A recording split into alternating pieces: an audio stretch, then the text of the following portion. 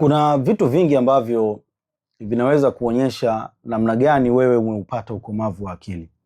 Leo nitashare kitu kimoja tu: kujitambua. Vijana wengi sana ambao wapo katika maisha ya chuo hawajitambui. Hawaoni kwamba wanahitaji kuchukua hatua gani kuelekea kwenye maisha ya nje. Teknolojia inakuwa kwa kasi sana. Sasa hivi kuna kitu kinaitwa AI. Kinaendelea kutafuna zaidi ya 80% ya ajira za watu ambazo sasa hivi wanasoma chuo. AI agents, AI program. Kuna vitu ambavyo mwanafunzi anapaswa kuvichukua kama tahadhari, kujifunza ili aweze kuwa karibu na dunia ya nje ya chuo kabla ya kutoka chuo. Na hapa ndipo ambapo kujitambua kunakuja kuleta maana zaidi.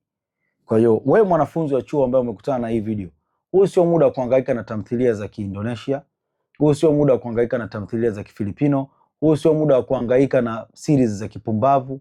You are wasting your most valuable time in your life. Unapoteza muda wako wa thamani sana katika maisha. Kwanza ukumbuke una miaka zaidi ya 18, ushakuwa mtu mzima.